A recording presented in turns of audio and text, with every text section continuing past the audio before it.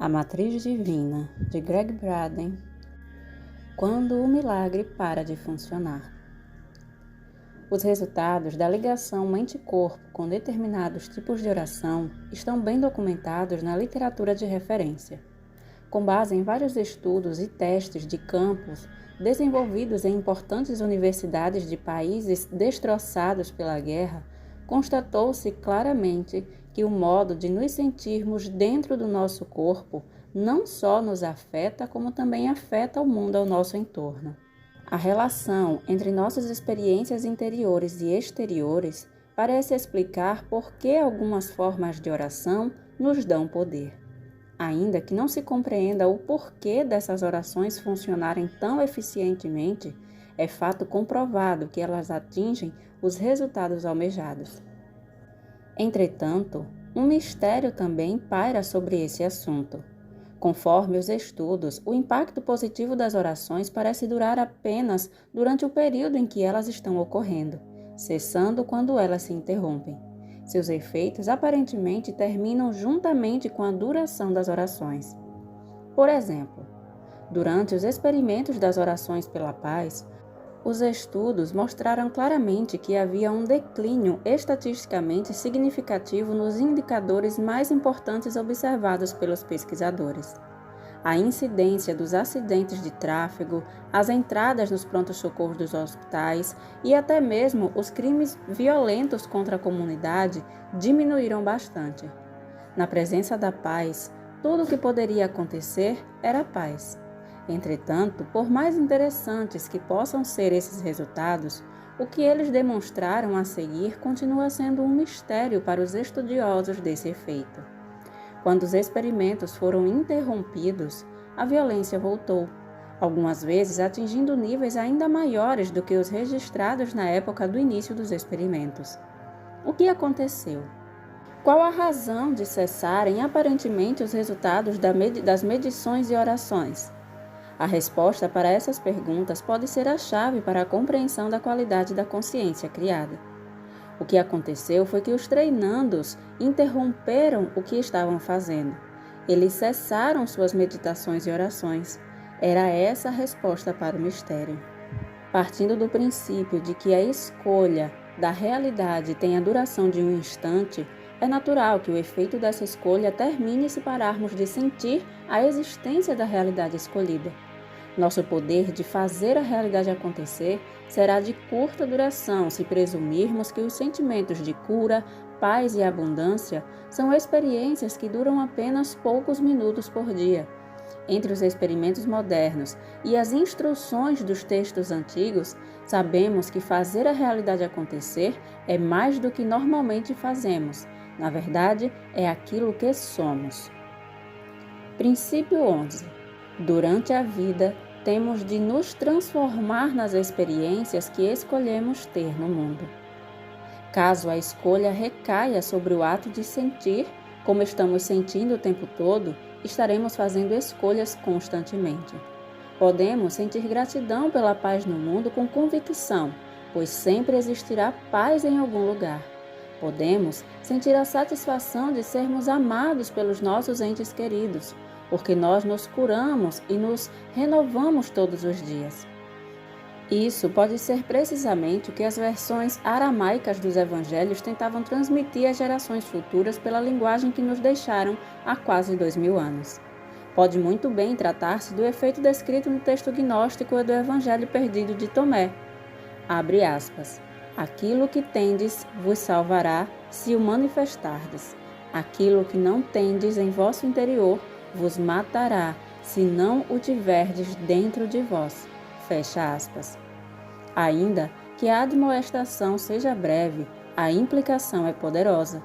Pelas palavras atribuídas ao Mestre Jesus, somos lembrados de que o poder para transformar nossa vida e o mundo é alguma coisa que vive dentro de nós, como um dom compartilhado por todos nós. A vida nem sempre segue as regras da física. O que acontece se vivemos de um modo que quebra as regras aceitas da física? Ou se nem ao menos soubermos que essas regras existem?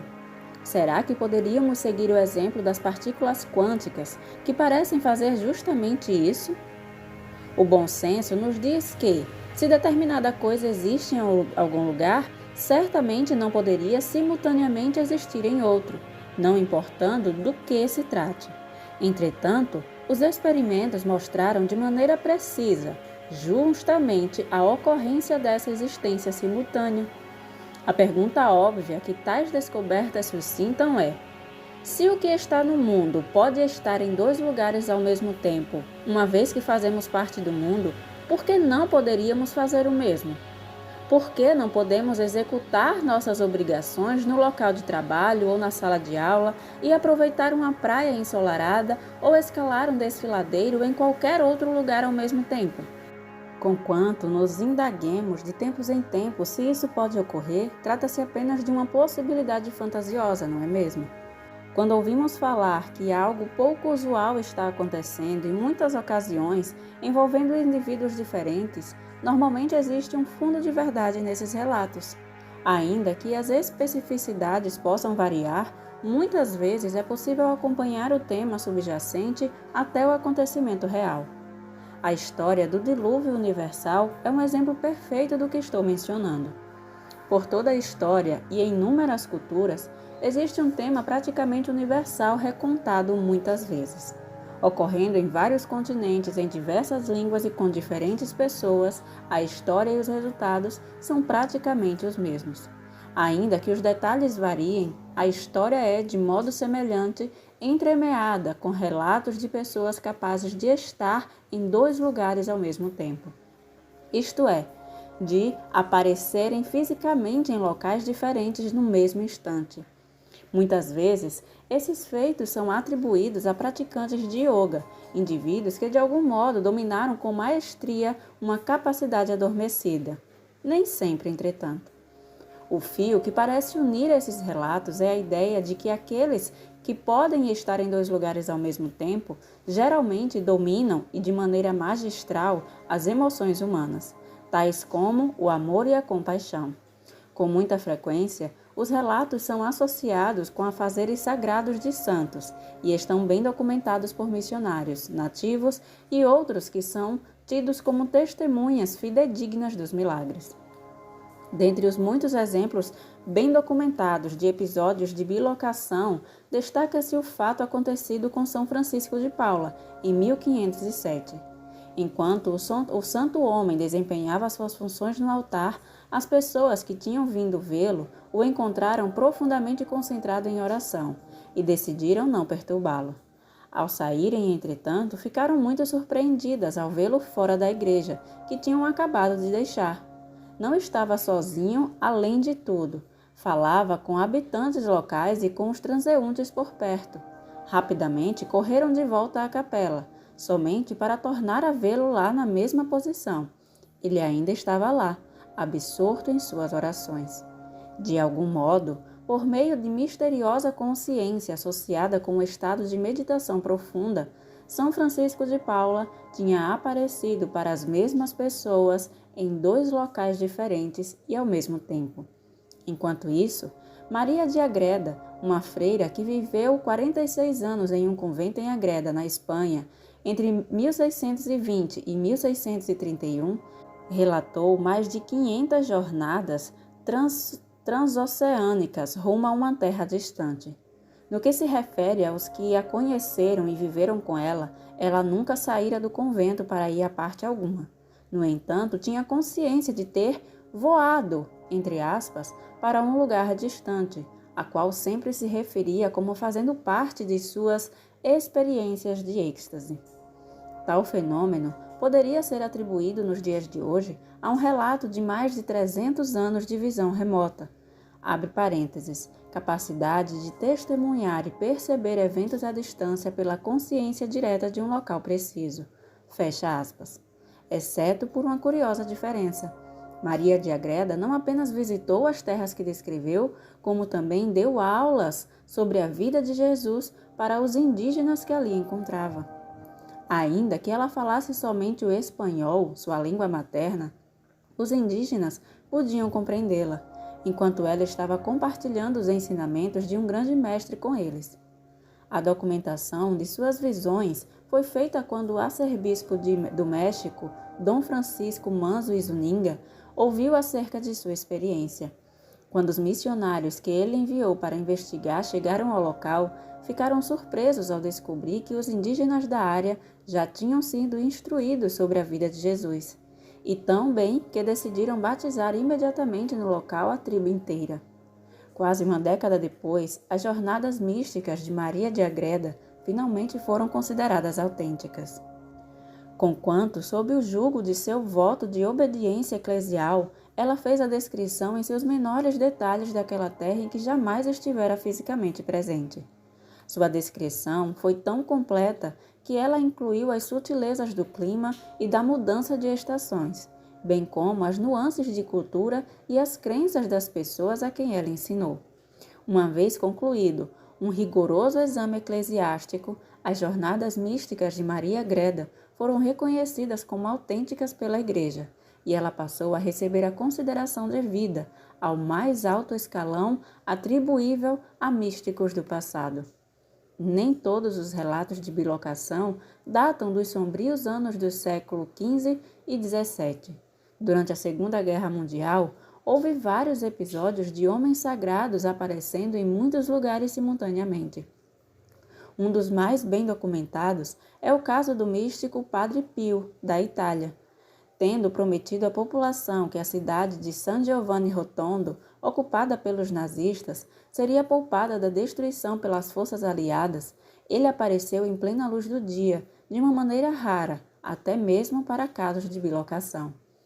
Quando os bombardeiros sobrevoaram a cidade para iniciar o lançamento de bombas nas fortalezas alemãs, a imagem do Padre Pio vestindo parâmetros de cor marrom apareceu defronte dos aviões, pairando no ar. Em vez de breves aparições que devem ser comuns durante o fragor das batalhas devido aos estresses, a imagem perdurou tempo mais do que suficiente para ser vista por todos. As tentativas de lançar as bombas na cidade foram infrutíferas na presença da imagem. Frustrados e perplexos, os pilotos mudaram o curso, aterrissaram seus aviões em um campo próximo, ainda carregados com todas as bombas que tinham ao iniciarem a missão. Pouco depois, um dos pilotos foi até uma capela próxima. Para sua surpresa, dentro da capela estava o mesmo frade que ele tinha visto um pouco antes pairando em frente do seu avião. Lá estava o Padre Pio. O padre não era um fantasma ou a aparição de um santo já falecido há bastante tempo, como o piloto suspeitava. Tratava-se de uma pessoa real. Naquele dia, e de algum modo, ele tinha estado presente em 2 lugares, no piso da capela e no ar, diretamente de frente dos aviões. Enquanto os aliados libertavam a Itália, a cidade de San Giovanni Rotondo foi poupada, exatamente como o Padre Pio havia prometido. Quando experimentamos alguma coisa que parece ter acontecido fora do domínio que sabemos ser verdadeiro, frequentemente acreditamos que um milagre aconteceu. O que então deveremos fazer a respeito dos relatos e da documentação existente sobre os casos de bilocação e de outros feitos aparentemente tão milagrosos que existem há mais de 600 anos? Poderemos nós eliminá-los como simples fantasia ou autossugestão? Possivelmente. Sempre existe a possibilidade de que eles sejam invocados por pessoas com muito tempo livre ou por aqueles que honestamente desejem que esses casos de bilocação sejam verdadeiros. Entretanto, e se houver algo mais acontecendo por aqui? Estando comprovado, além de qualquer dúvida, que não estamos limitados pelas leis usuais da física, tal confirmação faz com que nos vejamos sob uma nova luz quando nos oferece algo além da fé que fundamenta essas novas crenças. Os iniciados mencionaram no poema da introdução do livro que encontraram uma nova forma de liberdade depois de passarem pelas surpresas de suas experiências. De maneira semelhante, se concluirmos que somos capazes de seguir, entre aspas, as pegadas das partículas quânticas e funcionar além das fronteiras do espaço e do tempo, certamente poderemos usar tais capacidades para curar nosso corpo e trazer jovialidade à nossa vida. O princípio é o seguinte: para fazer o que parece impossível, a pessoa tem de testar seus limites para o que sabe de antemão ser verdadeiro. Do mesmo modo que os iniciados descobriram o próprio valor quando venceram o medo de ir além da borda. Para conseguirmos viver os milagres, primeiramente teremos que vencer nossa convicção de que esses fenômenos são impossíveis. Princípio 12. Não estamos limitados pelas leis da física como as conhecemos hoje. Para fazer isso, alguém deve executar o milagre primeiro, de modo que possamos vê-lo acontecer. Talvez a pessoa seja especialmente dotada em determinada área da vida, como a da cura. Ou quem sabe o indivíduo simplesmente tenha a abertura para perceber o mundo de maneira diferente. Independentemente de como isso ocorra, uma vez que a pessoa faça esse algo especial, seja ela Jesus ou seu vizinho do lado, o mesmo milagre se torna disponível para todos. Um belo exemplo desse princípio é ilustrado pela incapacidade dos povos nativos da América do Norte para ver os navios dos primeiros europeus que ancoraram em suas praias.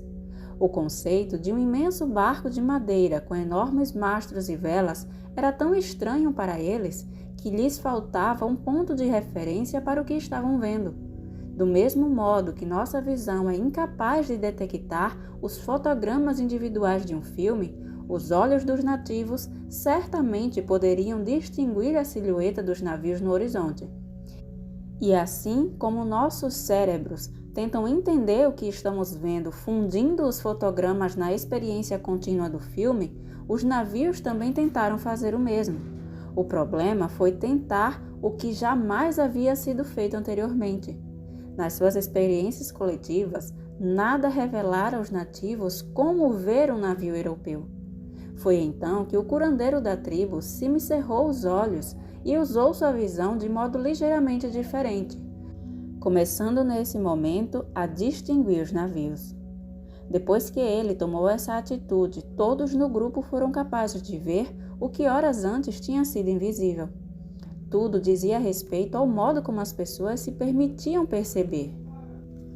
Um inteiro novo mundo se abriu para eles quando desejaram experimentar algo diferente. Talvez não sejamos tão diferentes dos nativos na praia há pouco mais de 500 anos. Podemos apenas imaginar o que está reservado para nós quando pensamos no nosso mundo, em nosso universo e em nós mesmos de maneira ligeiramente diferente. No começo dessa sessão, examinamos a questão: se um elétron é capaz de estar em dois lugares ao mesmo tempo, por que não poderíamos fazer o mesmo? Talvez a resposta possa ser encontrada se formularmos nossa pergunta de uma maneira um pouco diferente. Em vez de aceitarmos a ideia de que as partículas podem fazer algo que nós não podemos, investiguemos o que é necessário para um elétron estar em dois lugares ao mesmo tempo. Se compreendermos como a matéria de que somos feitos se comporta sob as circunstâncias de um milagre, talvez possamos encontrar tais condições em nossa vida. E para compreender como isso funciona, vamos explorar uma faceta única de nossa existência, que nos dá a todos a capacidade de alterar nosso mundo, mudando a nós mesmos. O poder do holograma. No próximo áudio, capítulo 4. Uma vez conectados, sempre conectados. A vida no universo holográfico.